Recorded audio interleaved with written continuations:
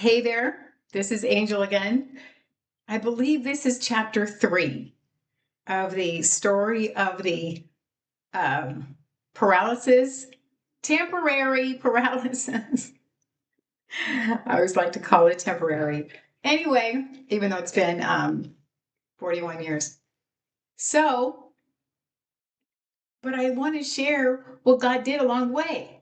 Okay? So we're all on the journey to somewhere. So I want to just let people know what God did along the way, because he's doing that in all of our lives. So there you go. After I came home from, the hospital, then rehab, and then um, home, one of the first books that was given to me to read was a book called uh, Reese Howe Intercessor, or you could say Reese Howe's Intercessor. Now, this man lived a very long time ago in the early, I believe, it's in the Welsh Revival. It's way back, long time ago. Anyway, so, but the whole story is about this man learning how to intercede for other people, and he grew in it. So, as I'm reading this book, and the Lord is teaching me, and I'm reading it again because we can let things slip. I don't know if you know that or not. That's why it says in Hebrews, don't let things drift. Okay, so we don't want to let things slip, because when we've been doing certain things a long time, we can go through and I have, and you have too. We've gone through so much, so many trials and tests and stuff, right? And not just with your own self, it's with your children, it's with your family. So you let things slide. So the Lord's like reminding me again, go back and read this book again. Even though I pray, you no, this is a different, this is intercession in a deeper way. But anyway, that was the book that was given to me. So I remember the Lord saying to me, he said, now when he said this to me, I'm like, no, that's not, that's not right.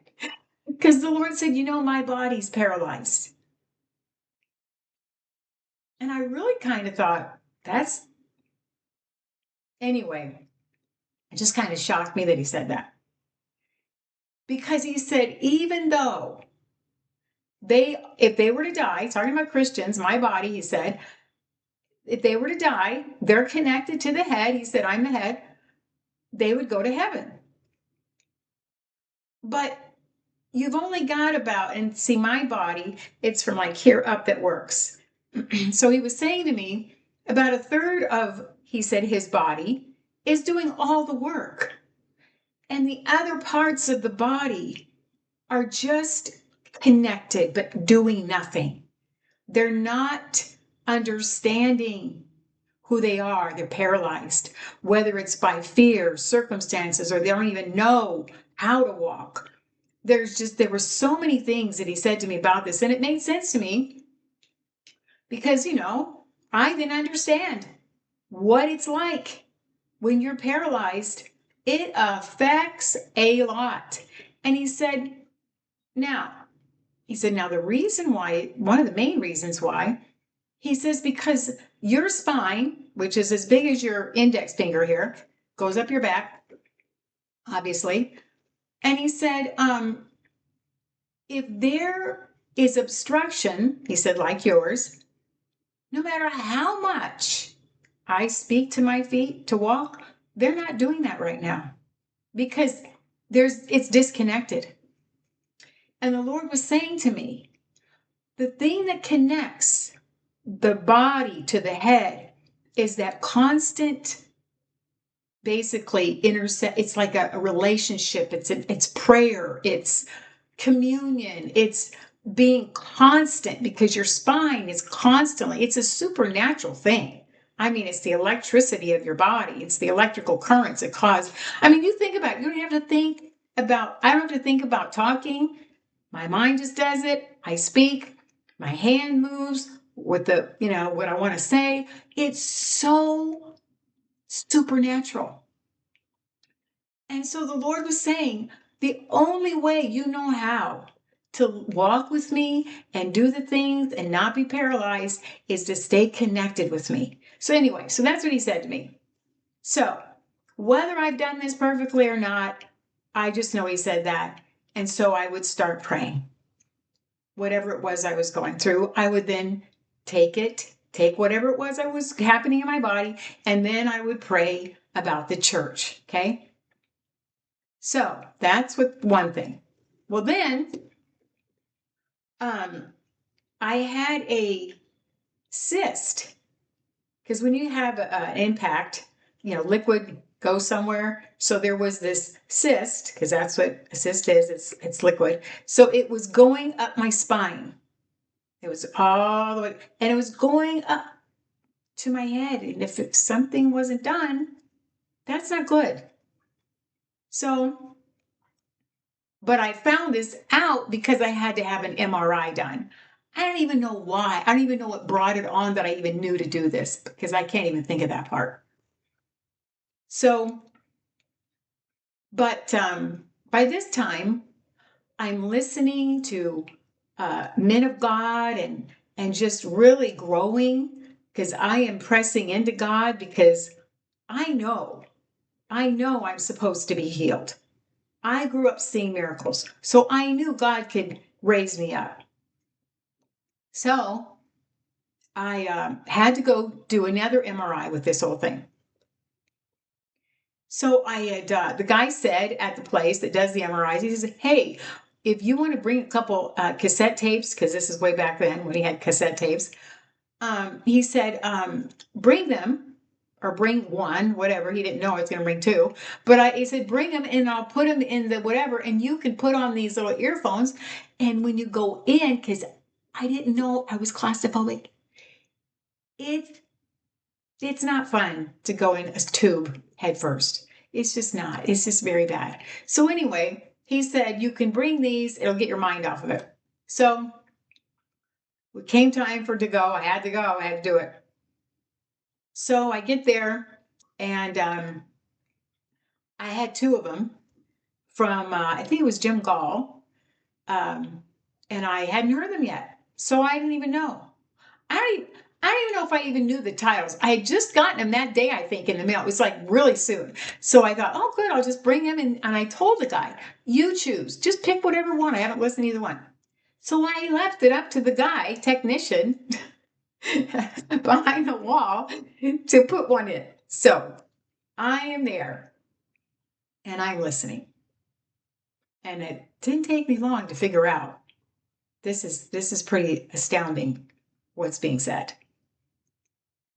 So he's speaking about Abraham, and about in Genesis 18, where God came to Abraham and said, I'm going to tell my friend Abraham what I'm about to do, which I think that's so cool that he called him his friend. So anyway, he said, I'm going to go check out Sodom and Gomorrah. Anyway, the whole thing was, the story. He said, then Abraham intercedes and he says, if I do 50, will you, or, if there are 50 righteous, will you destroy, and then he goes down to 45, 40, 30, 20, and then he goes all the way to 10. And the Lord said, no, I won't destroy it even for 10. Because I think Abraham thought, he's thinking, now surely I have 10 of my family left there, that they will spare the city because of my family. Well, anyway, I'm not going to go into that whole deal, because you can read that yourself. But the point of the story is, so I'm laying there and I hear the Lord say, where are you? Now, when the Lord asks you that, you just know. It's like it's amazing. I don't know how to explain it. So you just know what he's asking and why. So I thought, I remember going in.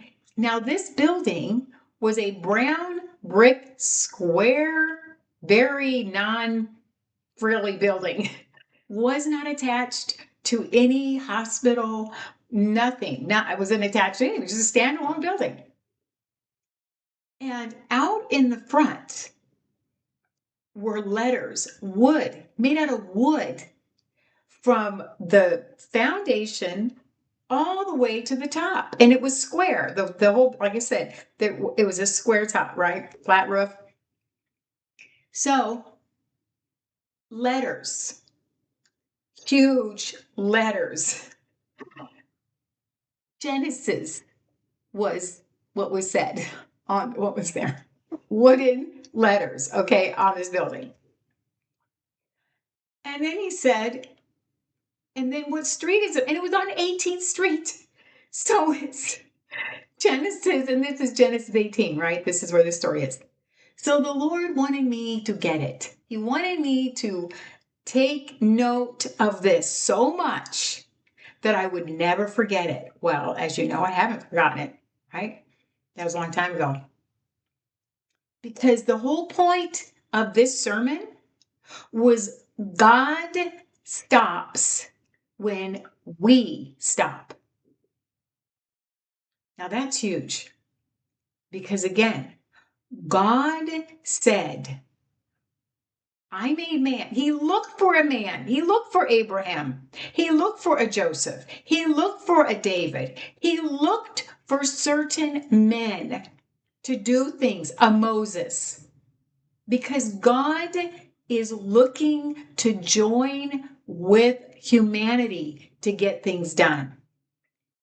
He doesn't want to do it himself. He has a family and he wants to work with us to get it done. And so this is the point of intercession. You think, well, God, you know what's happening in the world. You know what's going on over in Israel. You know what's going on in America. Why not just do it? The Lord says, no, I'm not. I'm not going to do it unless you ask. If my people, right, that one, and we need to pray, you look for an intercessor. I mean, it's all throughout the Bible. God is looking for a man. He's looking for a woman. I mean, there are stories, so many are coming to my head, but if I go off that way, I'll stop. But anyway, this is what God was saying to me back then. The power of prayer. Now, you have to understand, I grew up. My grandmother was an intercessor. She was a pastor also. And then my mom and dad, my dad would say, okay, it's time to pray. And all of us would go in the living room and we would just have our own little altars and we would pray. That was our deal. We prayed. Now, of course, always the enemy, you know that. I think the enemy fights prayer because he knows that's where the power is so much. Because he knows God's looking for a man. He's looking for someone to stand in the gap. So anyway, that's that. Okay. I get the book on intercession and then I hear about that. And by the way, the cyst that was in my back, I went to the highest Barrows Institute down in Phoenix. He was the top-notch doctor. He said, I can't touch that. Because, they were saying that they were saying, you need to have this dealt with. The doctor looked at the x-rays or whatever, the MRI. He said, I cannot touch that. Because if I open you up, you are most likely, it's too risky, you would lose your arms. You would have no movement. And I don't want to do that. And he said, but I can. But he said, I don't really want to do it. So I could have forced him to, because my body. I said, you know what? No, I'm not going to do anything. I'm going to trust God. I'm going to pray. God's going to take care of it. And he did. Because look, I'm still here. So But it's just amazing, right? But the point back to the story of Abraham, what God said, he said, one man can save a city. That's big. Now, the one thing about prayer and intercession, you don't get praise for it. Man doesn't see it. You don't even, sometimes you don't even see uh, the results of what you've prayed for yourself. It's a hidden. That's why when I went in that tube, it's like a tomb, like you're going to die. Intercession is it's dying to yourself because you're praying for something else. You're not praying for yourself. But what's amazing about that is that when you pray for other things, God will take care of you. He'll take care of you. And you know what? I'm growing in it. I have to get back up again. I have to still do it. And I know this is what he told me way back in 2008. And he started telling me, I mean, I always prayed for the nation. I always prayed for the government. I always prayed for Israel. But he said, no, there's something very nefarious going on in America. And he told me Isaiah 60 is beginning. Now it's been in there like a long time. It's been in the Bible. But when you read Isaiah 60, it says, in fact, I'm going to read it. A lot of you might know it, but it's what it says.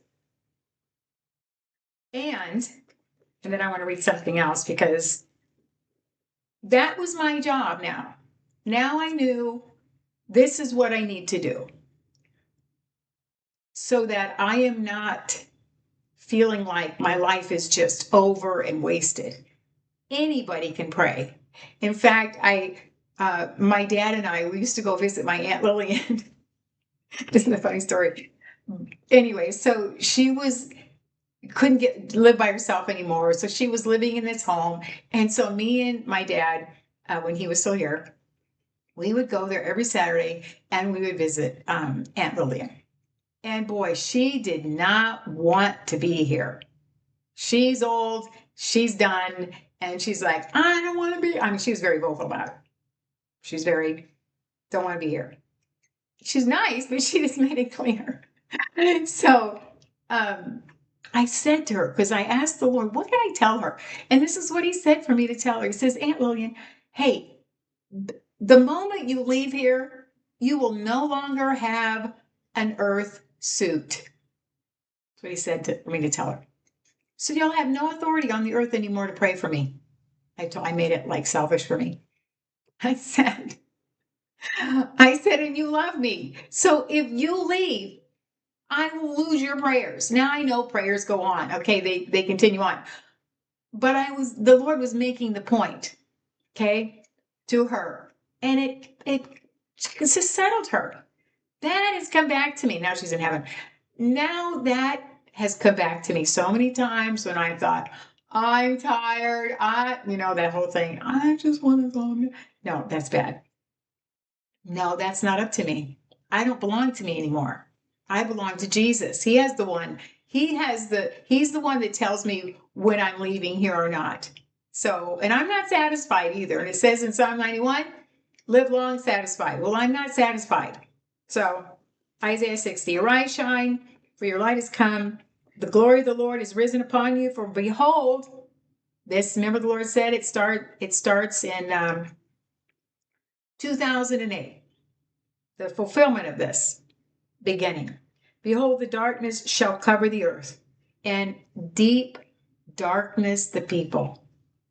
Can you see it? But the Lord will arise over you, and its glory will be seen upon you. I'm not going to read anymore. You can read that later because the whole chapter is really beautiful.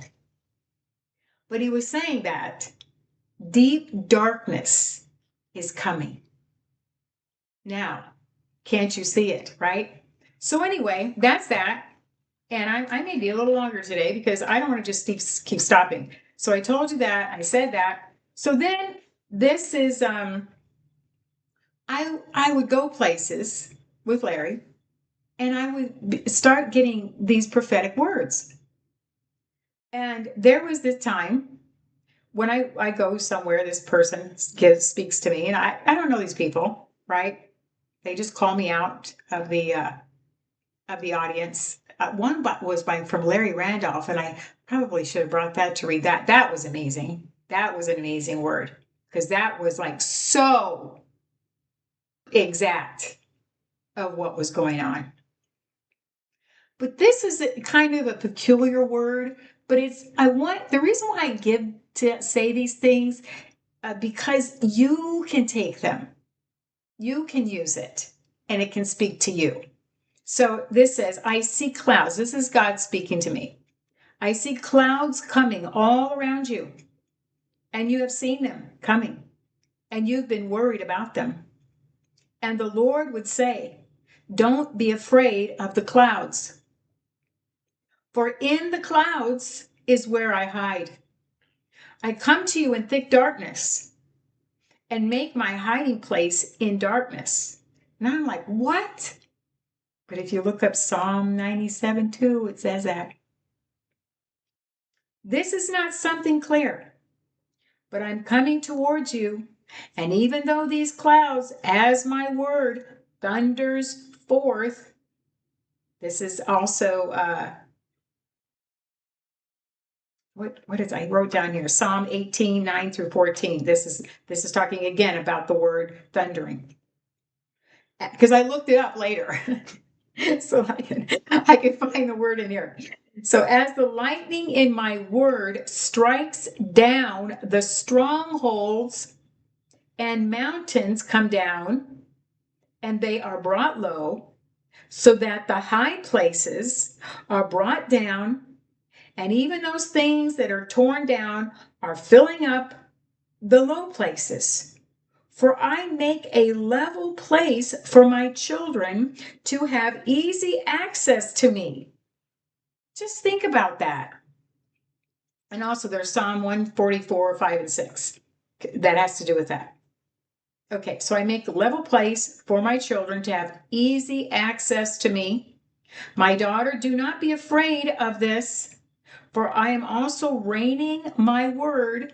Now, this is something that he would say to me a lot. And he's saying it to you because the word, we must, in this hour especially, get the word in such abundance in your heart. It's so vital. I'm raining also my word upon you that I may nourish and strengthen those seeds that I have put within you and grow them forth, so that you may become all that I have chosen for you to be. Because every one of us is chosen by God. We are a chosen generation. So that you may grow to be strengthened in the next steps and the next days. Do not be afraid of the darkness, because I was going through, this whole thing and learning how to do stuff, and it was dark, and I did not understand at all the path. But he's been so faithful that when you just keep going forward and don't get offended, walk in love, just do the word, then I promise you he is going to help. So I wanted just to kind of finish with this, and I know it's 20 minutes. So, but wait a minute. This is another book. Rick Joyner's The Call. I don't even know if you can get it in this size.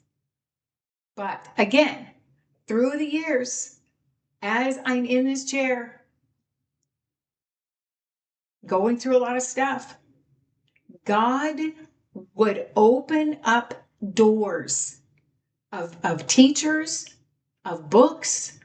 Now I'm not a reader. Like I said before, I'm really not a bookworm. But if God puts it in front of me to read, then I'm going to read it. So that's what I'm doing. That's what I did. And I've kept this. This is amazing, this little book. So I want to read this because it's for right now. Okay. When the evil in mankind has become fully united with the evil one, the time of great trouble will come upon the earth. Then all of mankind and the whole creation will understand the futility and tragedy of rebellion. At the same time, my people will become fully united with me. Now, remember the Isaiah 60? Behold, deep darkness the people, but the glory of the Lord is going to shine upon his church. So this is it being prophesied. And my great light will stand against the great darkness. Those who walk in lawlessness will fall into the deep darkness. Those who walk in obedience will shine forth as the stars of heaven. Humility is so humility. Ask the Lord for the mantle of humility as often as you think of it. Pray it. God delights in humility. Remember, that's how Satan fell, is because he was proud. And so God loves humility. He gives grace to the humble, not the proud. Humility and obedience will always lead to me. As you come to me. Now, this is God speaking to Rick Joyner, by the way. Okay. Okay, where am I at? Where am I at? Okay. As you come to me, you will behold and manifest my glory. Remember the glory? Behold, the glory of shine upon you. The heavens and the earth are about to behold the difference between the light and the darkness. You are called to live between the darkness and the light in order to call those who live in darkness to the light. Even now, I do not desire for any to perish. Okay, wait. I want to go over here where he's talking again. When evil has run its full course, then I will show myself to the world. As the evil one is being revealed through fallen men, I will be revealed through restored men. Then the world will see me, not just the glory that I have in heaven, but the glory stands against the darkness. My glory is more than what you see here. It is my nature, because he was having an encounter with the Lord. Okay, it is my nature. Okay, I'd say it again. Okay, where is it? Okay, go back over here. My glory is more than what you see here, talking about heaven, because he was having that encounter in heaven. It is my nature. After I reveal my nature in my people, I will return in the glory that I have here.